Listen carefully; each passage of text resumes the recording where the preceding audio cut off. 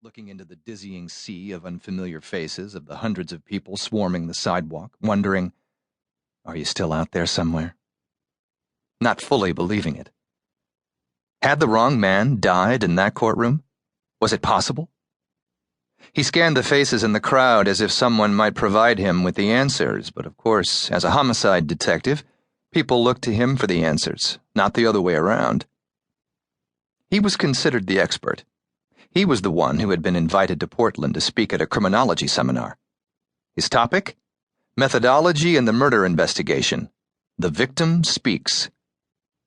In any case, he knew he was ultimately responsible. He would have to catch the killer. If the killer existed. A two-door Ford double-parked at the curb, its wipers fighting back the drizzle. The driver waved Boldt into the passenger seat.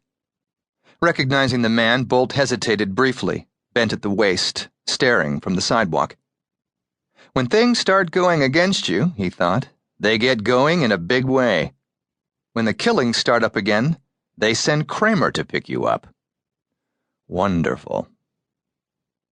Boldt pushed his hanging bag into the front seat, climbed in, slammed the door, and brushed the tiny silver droplets of rainwater from the wrinkled sleeves of his sports jacket, avoiding eye contact with Kramer. No sense in starting this off on the wrong foot. The two men sat in silence. Kramer switched on the wipers and put the car in gear and pulled out into traffic. The radio was tuned to a Muzak station. Boldt leaned over and switched it off. Kramer adjusted his tie and checked the outside mirror.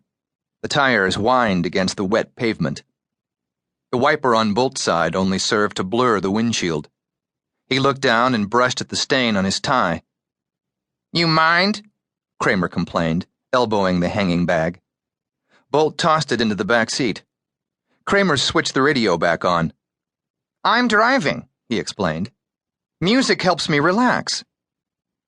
Boldt sighed and laid his head back on the headrest, closing his eyes. The Muzak annoyed him, and Kramer knew it. Boldt was a jazz pianist by hobby, formerly by profession.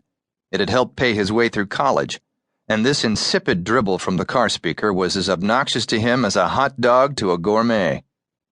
Kramer knew it all right. It was lifeless, uninspired, and Boldt realized how perfectly suited it was to Kramer. The two went together like Roy and Trigger. "How certain are we?" Boldt finally asked. It was the question he had been intentionally avoiding. "About the killings, I mean." "Certain enough." "You don't have to sound happy about it."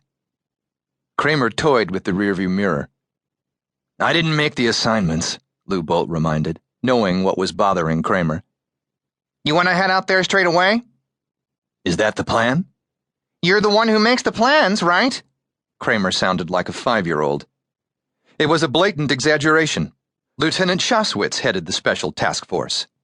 Kramer and Boldt were sergeants of equal rank assigned to Shoswitz. Each oversaw several pairs of homicide detectives, Kramer from a desk, Boldt from the field. Therein lay the difference. And to Kramer it was obviously an unforgivable slight. He held it against Boldt, despite the fact that neither of them had had anything to do with the command structure within the task force. The captain had issued the assignments in early May, following the second murder and the resulting flood of national press. One article had claimed that Seattle had logged more serial murders in the last decade than any U.S. city, a statement Lou Boldt questioned. As a result of those assignments, the prestigious job, the field work, belonged to Boldt. Now early October, it seemed like years to both men. "You're as important to this thing as I am. We both know that." Boldt had not made this kind of overture in weeks, but this latest killing meant they could be starting over, so he figured it was worth a try. Kramer said nothing, softened momentarily by Boldt's attempt. He made a face, changed lanes, and accelerated. The Ford sped down the slick highway, frenzied wipers fighting backwash from a semi-truck. The Muzak droned from the speaker. Boldt said, "I would think you'd be happy. I'm the one the press will tear apart, not you." Boldt knew how important the press was to Kramer. The man was always being quoted in the newspapers. It seemed to give him a sense of purpose, a sense of power. "The press, maybe,"